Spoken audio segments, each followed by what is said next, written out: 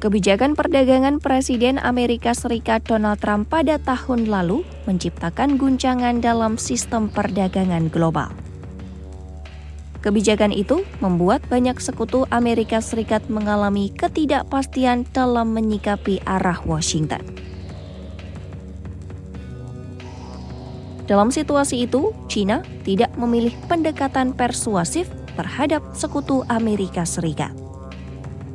Pemerintah China justru memberikan tekanan kepada negara-negara yang bekerja sama dengan Washington untuk membatasi perdagangan dengan Beijing. Presiden China Xi Jinping melakukan pertaruhan besar dalam strategi diplomasi tersebut. Beijing berupaya mempertegas dilema sekutu Amerika Serikat dengan menunjukkan bahwa menentang China membawa dampak ekonomi. Para analis menilai China memperhitungkan bahwa negara-negara yang semula bekerja sama dengan Washington akan mencari hubungan yang lebih dekat dengan Beijing. Langkah itu dinilai akan membuat sekutu Amerika Serikat lebih mengakomodasi kepentingan China. Strategi tersebut kini mulai membuahkan hasil. Sejumlah pemimpin dari Eropa dan Kanada datang ke China untuk memperdalam hubungan dengan ekonomi terbesar kedua di dunia. Meski hubungan dipererat, Beijing dinilai hanya memberikan kompromi terbatas.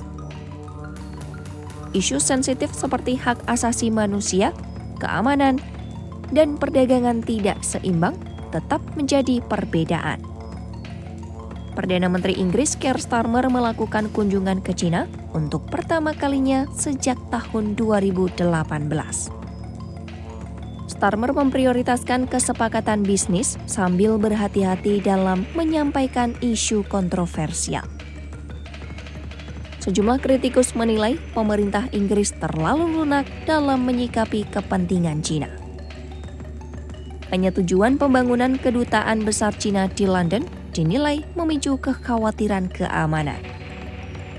Sementara itu, Perdana Menteri Kanada Mark Carney juga melakukan kunjungan ke Beijing setelah hampir 1 dekade.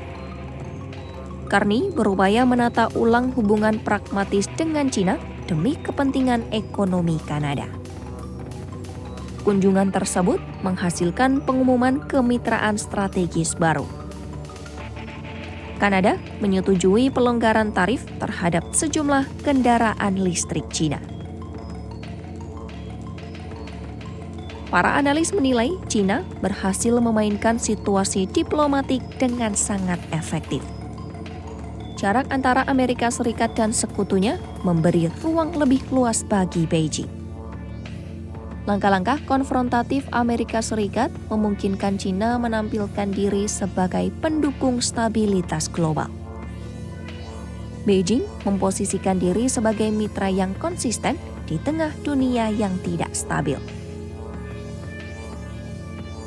Situasi ini dinilai menyulitkan Eropa dan sekutu barat lainnya untuk menolak kepentingan China. Isu seperti hubungan China dengan Rusia dan ketidakseimbangan perdagangan berpotensi makin sulit ditangani. Dinamika tersebut juga dinilai dapat membuat Taiwan makin terisolasi. Sejumlah negara dinilai akan lebih berhati-hati dalam menyikapi isu sensitif tersebut. Meningkatnya jarak antara Amerika Serikat dan sekutunya memberi keuntungan diplomatik bagi China. Beijing memanfaatkan momen tersebut untuk memperluas pengaruh globalnya. Pergeseran ini menunjukkan dinamika geopolitik dunia sedang mengalami perubahan signifikan.